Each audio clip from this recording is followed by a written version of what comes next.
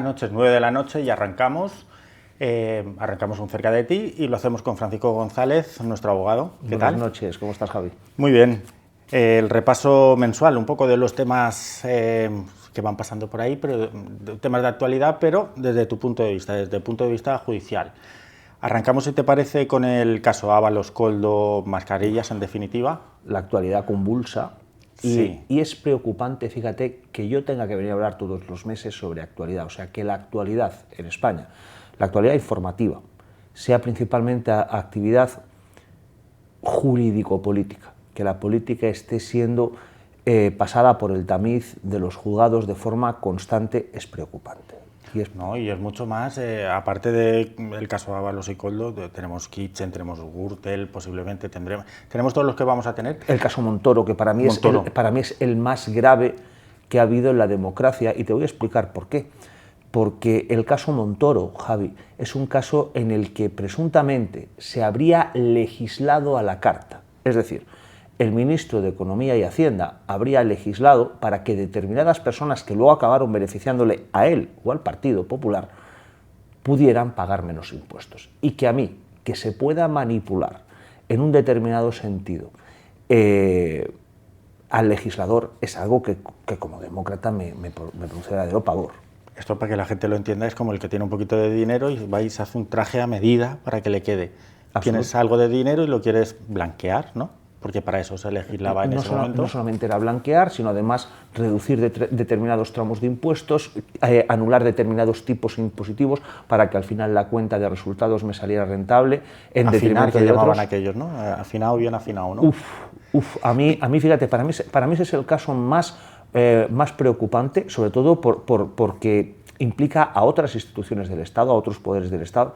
Pues en un momento dado, que alguien que tiene a su cargo el manejo y disposición de determinados fondos públicos, que pueda hacer un uso ilegítimo de él, pues escucha, no es solamente propio de la administración pública. También pasa con el camarero que en un momento dado coge algo de dinero del bar en el que trabaja, es decir, es algo más común, ¿no? Pero comprometer la independencia del legislador es algo que a mí, como demócrata, insisto, me preocupa muchísimo, porque afecta a las estructuras de la división de poderes. Y luego también el momento en el que estamos viviendo, que la noticia para los medios generalistas y grandes están haciendo programación en base a presuntos delitos. Da igual del color que sea, del partido que sea, pero todo es una programación basada en presuntos delitos. Es un poco triste llegar a eso. Javi, los presuntos delitos son siempre, porque hasta que no se dicta sentencia siempre es presunto, pero lo que es terrible, por ejemplo, a mí me lo parece, es que a José Luis Ábalos, por los presuntos delitos que ha cometido, se le estén pidiendo 24 años. Eso es una pena de un homicidio agravado, esto es un asesinato. Este señor no ha matado a nadie, habrá tenido posibles determinadas conductas, pero que entre todas sumen 24 años a su edecán, a su mano derecha, a Koldo.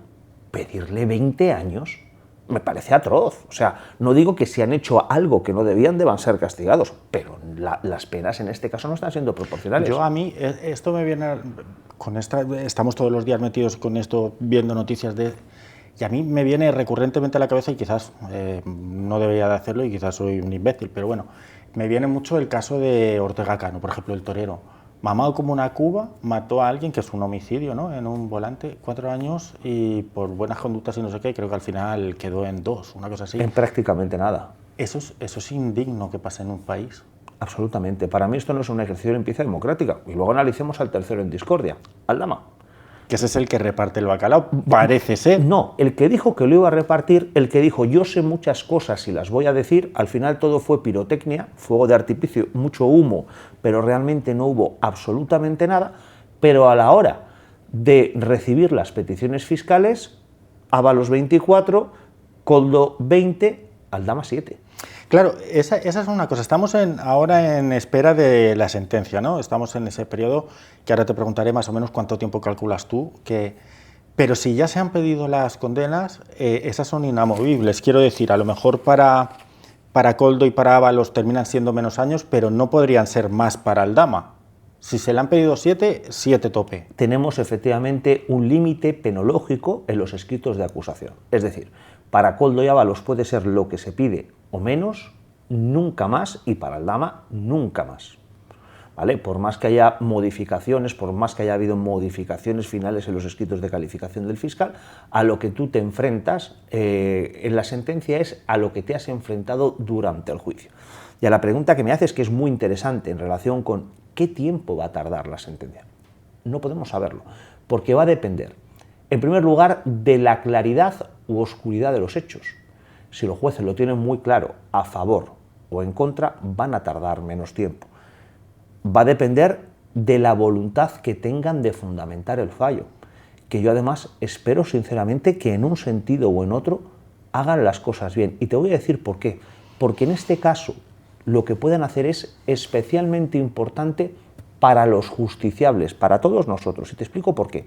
Hay un artículo bastante desconocido pero muy importante que es el 14.5 del Pacto Internacional de Derechos Civiles y Políticos de Nueva York. ¿Y qué dice ese artículo? Lo que dice es que toda persona que haya sido condenada por la comisión de un delito tiene derecho a una revisión de su juicio por parte de un tribunal superior. Pero Koldo, Ábalos y Aldama no tienen ese derecho. Exacto. No cabe fallo. No cabe error. ¿No pueden ir a Europa? Al Tribunal Europeo de Derechos Humanos sí, pero no en revisión de la sentencia. Podrían ir en caso de que hubiera alguna vulneración específica de sus derechos fundamentales durante el proceso, en la sentencia o en algún momento procesal en concreto.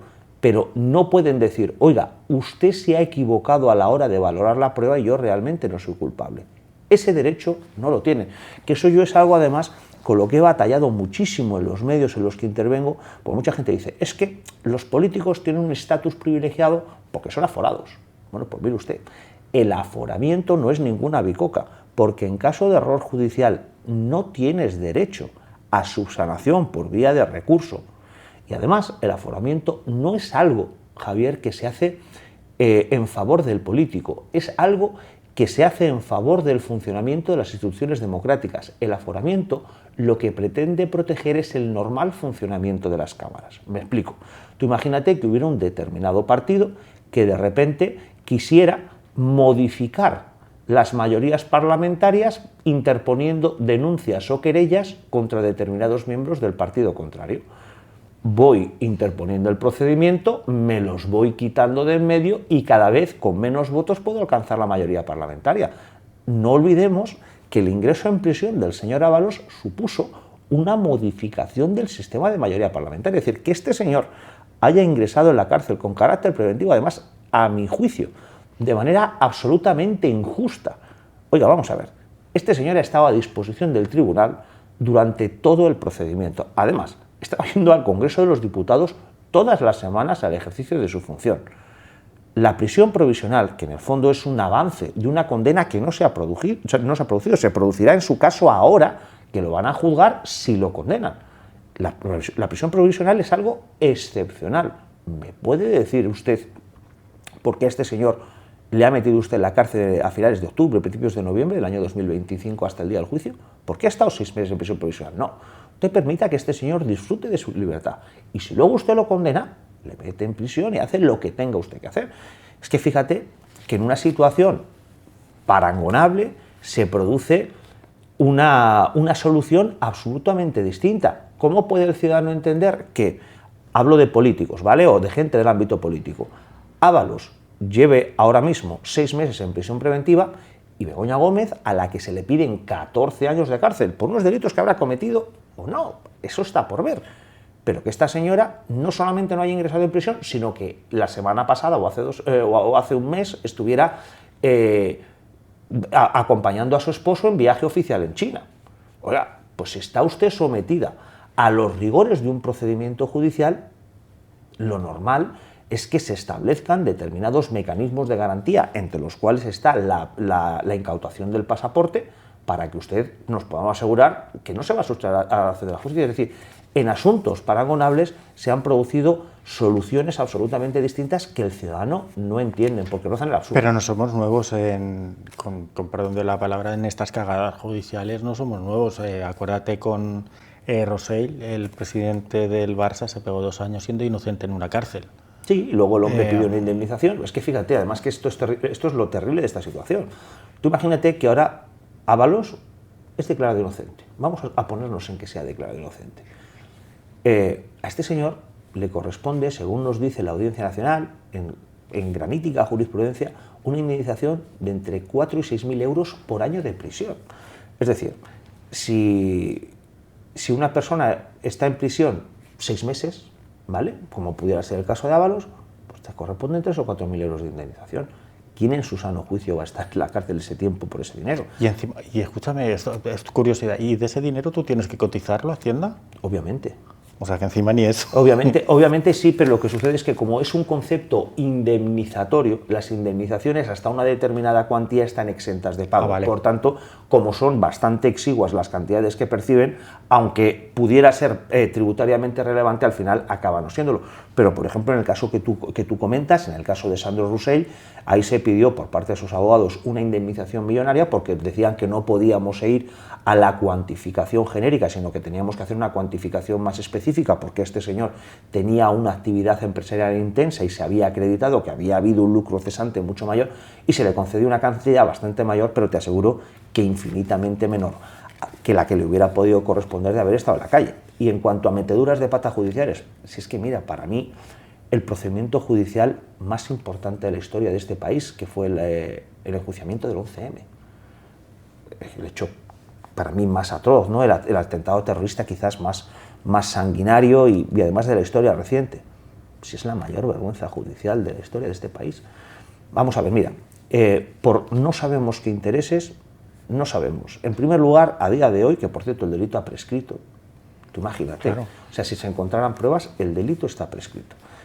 Pero se podrá reabrir, nos vamos de tiempo, se podrá reabrir la causa en todo caso. Prescrito es prescrito, prescrito es que no se puede reabrir. No sabemos todavía a día de hoy qué explosivo se utilizó en los atentados. Se destruyeron los vagones y no pudieron ser analizados por forenses expertos en la investigación. Hubo, de todos los posibles intervinientes, hubo 3 condenados, uno únicamente de nacionalidad marroquí y además con gravísimas irregularidades que cuando este señor va a interponer un recurso a instancias superiores porque decía que se habían vulnerado sus derechos, parece ser que el abogado que le defendía incurrió en un defecto que llevó no a la desestimación del recurso, sino a la inadmisión, ni se lo admitieron a trámite. Eso es lo que ha pasado en España con el caso más importante de este país. Podemos intuir que el abogado igual se lleva una cantidad por fallar, ¿no?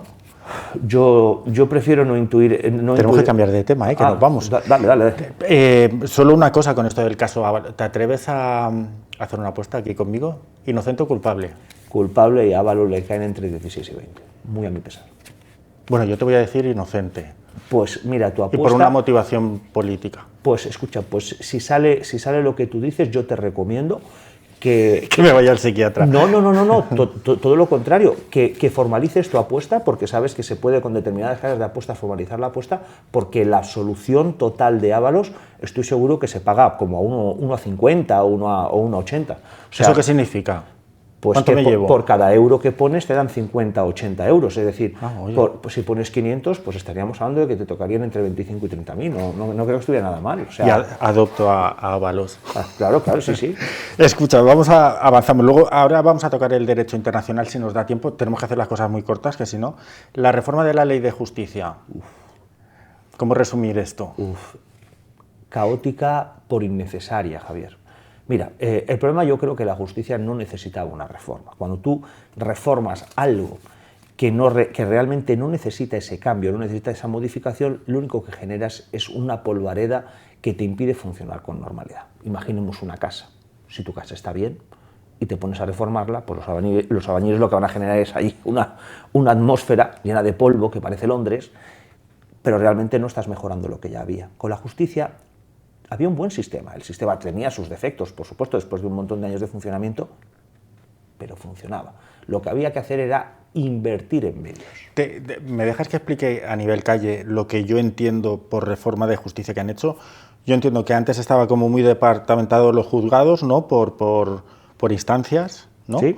Que es como el despacho del juez con su secretaria y con sus administrativos, para que nos entendamos. Y ahora lo que ha venido a hacer la ley es, para que todo sea más eficiente, eliminamos esos tabiques, juntamos a todos los administrativos, a todos los secretarios, y pues nos sobrará algún juez y un juez para todo eso. ¿Es algo así? Decía mi abuela Javi que cuando todo el mundo hace todo, nadie hace nada. El sistema era mejor el que había. ¿Por qué?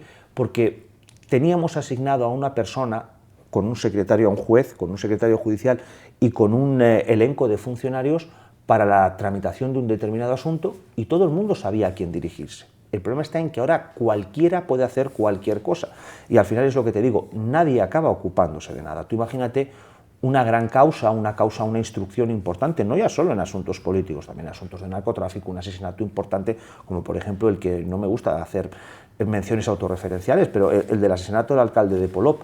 Si no tienes a un funcionario o funcionarios fijos, adscritos a la llevanza de ese asunto, no va a avanzar. ¿Por qué? Porque tú no puedes poner a un funcionario random, a un funcionario X, para que de repente se ponga a tramitar ese asunto porque no tiene ni idea de lo que va. Y ponerse a saber medianamente bien de lo que va implica una labor de instrucción, una labor de estudio que él no tiene tiempo de hacer. Era mejor el sistema que había antes. Pero también el sistema intenta evitar el que lleguemos a juicio, tengo entendido, ¿no? O sea, que van a basar mucho más, van a fomentar mucho más la figura de la mediación. O sea, que vosotros quedáis fuera. Vosotros los abogados os arrinconan un poco en ese sentido. Yo soy casualmente de la primera promoción de mediadores judiciales completos. Yo tengo formación completa en mediación. No. La mediación es algo complementario, no es algo sustitutorio. El problema que tenemos con esta implantación de la mediación de forma institucional es algo, a mi juicio, es algo más ontológico, algo más de raíz, algo más conceptual. Y es que la mediación es algo voluntario. Yo negocio con una persona porque intento llegar a un acuerdo, pero imponerme la obligación de negociar es complicado, Javier. Es complicado. ¿Por qué tengo yo que sentarme en la mesa con alguien con quien no quiero sentarme? Imagínate que la persona, hablamos de una deuda económica, pues resulta que es que uno le tiene miedo a otro. Me da igual el acreedor al deudor que el deudor al acreedor, y no quiere sentarse. Te hablo de una persona que, por ejemplo, haya sido víctima de violencia vicaria. Pero en ese caso, Paco, o sea, imaginemos que somos tú y yo los litigantes. Para ti, para mí es beneficioso esto, porque nos ahorramos procuradores, abogados, porque si llegamos a un acuerdo... Sí, pero es que muchas veces no vamos a llegar a un acuerdo y al final lo que estamos haciendo es alargar el proceso que yo tengo que alcanzar hasta poder obtener una sentencia judicial que me favorezca. Y te pongo un ejemplo, o sea, vuelvo a insistir, está bien siempre y cuando se mantuviera la voluntariedad de la negociación. Hasta ahí bien, pero imponerlo como paso previo para el acceso a la tutela judicial efectiva, a mi juicio, es un error. Imagínate que tú y yo tenemos un reconocimiento de deuda por el cual tú me debes 10.000 euros y tú me dices, bueno, yo tengo aquí reconocidos 10.000 euros, tú me dices, bueno, yo te pago 8 en 4 meses y zanjamos el asunto. Y yo te puedo decir, ¿y por qué tengo que renunciar a 2 cuando tú has firmado aquí 10? Quiero mis 10. No quiero negociar. Yo te di 10 y devuélveme mis 10. Entonces, en ocasiones esa negociación, cuando existen objetos más intangibles, cuando existen objetos de negociación menos concretos, hablamos de, por ejemplo, regímenes de visitas familiares, relaciones entre padres e hijos, otro tipo de cuestiones, pues a lo mejor sí que es mucho mejor negociarlas, pero hay otras en las que es más difícil. Beneficia cuando ya quieres perder de vista a la persona, creo yo. A ver, la negociación, es más, yo te voy a decir una cosa, la mayoría de los abogados negociamos, es decir, yo antes de iniciar un procedimiento, siempre en mi despacho, se manda un burofax con certificación de contenido, requiriendo a la parte a buscarse un abogado y a intentar establecer una negociación una vez iniciado el pleito en función de las estrategias de las partes y las fortalezas que tú ves que a fin de cuentas son las expectativas que tienes porcentuales de terminar ganando o perdiendo el asunto. Se establecen negociaciones, la negociación forma parte de la vida jurídica desde hace mucho tiempo. Bueno, nos quedan casi nada, pero yo quiero tocar 2 temas. Uno muy cortito, he leído algo así como, se lo he leído a Bolaños, me parece, algo así como que quieren crear a futuro una especie de organismo o de sala o algo que esté por encima del Supremo. que al final el Supremo termine rindiendo cuentas a esa sala. ¿Sabes algo o algo? Es que no he oído absolutamente nada, pero a mí lo de ya el ser super supremo, esto, porque claro, si está por encima del Supremo, será el super supremo, ¿no? Claro, esto es como el 4,5, ¿no? ¿Cuándo vamos a ir poniendo el aprobado? Javier, para abajo, para arriba. El Supremo, no sé si hay algún tipo de entidad jurídico-divina que vaya a hacer... No lo acabo de ver. Mira, ¿Pero cabe el ir creando figuras encima de lo que ya tenemos? No, pero sí que existe ya una que está por encima del Supremo, que es el Constitucional. Es decir, en esta pelea que existe antagónica de quién está por encima en el ranking judicial, ¿el Supremo o el Constitucional? El Constitucional. Y voy a explicarlo de manera muy simple. ¿Por qué? Porque el Tribunal Constitucional puede tumbar una sentencia del Supremo, pero al revés es imposible. El Supremo no puede tumbar una Constitucional. Pero eso es un poco limitado porque el Constitucional sí que tiene más poder, pero es solo si se vulneran derechos constitucionales. Correcto. Solo eso. Es que el máximo intérprete, el máximo exegeta de la legislación interna española no constitucional es el Tribunal Supremo. Es que es la función que le atribuye a la ley orgánica del Poder Judicial. Si el Tribunal Constitucional pudiera entrar a valorar cuestiones de legalidad ordinaria, estaría irrumpiendo en funciones que no le corresponden. Pero y tú mira dónde hemos llegado, que al final nos hemos quedado con que el Supremo es de derechas y el Constitucional de izquierdas. Pero escucha, Javi, si es que al final... A eso hemos llegado. Claro, al final, si tú te paras a pensarlo, lo peor que puede haber es una justicia politizada. Y es más, el Supremo, pues mire usted, si es que el Supremo estamos teniendo verdaderos problemas para poder componer las salas del Tribunal Supremo porque no se pueden renovar los cargos, porque como la elección de cargos del Tribunal Supremo pertenece al Consejo General del Poder Judicial y está politizado, llevamos años que incluso Europa nos tuvo que llamar la atención, estando gobernando el PP y el PSOE, ambos, nos tuvo que llamar la atención porque, oiga, que ustedes no pueden tener el Tribunal Supremo en cuadro, tienen que renovar, tienen que llegar a un acuerdo para renovar esto. Era ya vergonzoso. Y bueno, y el apaño ha sido allá. Han escogido algunos, pero no todos los que tenían que haber escogido. Nos quedan 3 minutos. Derecho internacional. ¿Va por encima de los derechos humanos, como decía uno de Galicia, o están en la misma línea, sin uno no hay el otro, o cuál es el más? A ver, los derechos, el derecho internacional son principios inspiradores. Dice el artículo 1 del Código Civil que las fuentes de ordenamiento jurídico español son la ley, la costumbre y los principios generales del derecho. Las normas de derecho internacional para mí deben ser principios generales del derecho, normas inspiradoras. Nosotros, de hecho, hemos asumido en la propia legislación española normas de valor supranacional, supraconstitucional, que es el Tratado Fundacional de la Unión Europea, y la Constitución Europea están por encima de la Constitución española. La Constitución española no puede contradecir en nada la Constitución Europea. Normas internacionales, Pacto Internacional de Derechos Civiles y Políticos de Nueva York, Carta Fundacional de Naciones Unidas, que es la que inspira la mayoría de los pasajes constitucionales. El derecho internacional ha sufrido una merma muy grande, en mi opinión, con la intervención del señor Trump. Eso te iba a decir, es inspirador, pero a Trump no lo ha inspirado ni un carajo. De hecho él ya ha dicho pues, que quiere salirse de las Naciones Unidas, también quiere salirse de la OTAN. Le molesta todo. Es que lo que uno no puede tener, no puede hacer del planeta Tierra su cortijo y decir pues, que como soy el que más armamento tengo, y además no solamente que soy el que más armamento tengo, porque a mí me gustaría calibrar de una manera un poquito objetiva las fuerzas de Estados Unidos con las de China. Me gustaría ver cómo está la cosa a día de hoy. Pero además estoy dispuesto a utilizarlo cuando me convenga y desde luego no en favor de la paz mundial, porque si hubiera convertido en un policía mundial, pues tira que va, pero es que desde luego los intereses que persigue este señor son bastante más comerciales y económicos que relativos a los derechos fundamentales. Y si no, pues que se lo pregunten a Venezuela, que desde luego, pues desde que se llegó al señor Maduro, el único cambio que tiene es que ahora el petróleo, en vez de robarlo el señor Maduro, lo roba Trump, pero el pueblo venezolano sigue sin llegarle. Qué bluff fue eso, qué bluff. ¿Puede darse el caso de que sea juzgado a un futuro, muy futuro, Trump como crímenes de guerra? Como Netanyahu, que esté buscado? Pues mira, si me preguntas si puede ser, podría ser. Pero si te digo si creo que eso va a suceder, te digo que absolutamente no. Eso no va a suceder.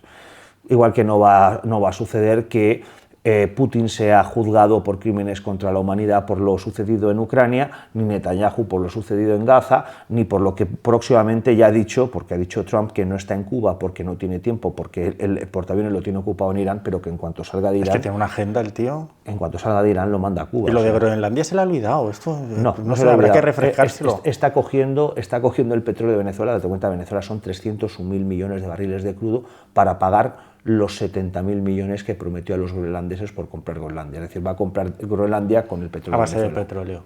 Paco, nos vamos, nos hemos tragado el programa. Te cito para el mes que viene. Nos tenemos que mirar lo de esto que te he dicho yo de la sala superior a la superior, sí, que lo he leído y no lo he leído ningún es que no sé decirte, no sé referenciarte y he hecho mal en decir. A ver si será Gran Hermano tú, o sea, el súper. Será eso y luego a ver quién ha ganado la apuesta. Veremos. ¿En un mes tendremos algo? Seguro que sí, y además te digo una cosa, yo que he seguido bastante el juicio, incluso a nivel profesional durante un tiempo, me alegraría que ganaras tú. Y yo me alegraría de ganar yo. Y me alegraría porque yo, mira, esto lo digo aquí, no tendría por qué decirlo, pero yo creo que es inocente. Creo que ha tenido una vida un poco dispersa, pero creo que es un tío inocente. Por lo menos de los cargos que se le están dirigiendo, sí. Es más tonto que de lo que la gente piensa, me parece a mí. Bastante más tonto que malo. ¿A que sí? Sí. Mira, ahí, empatados.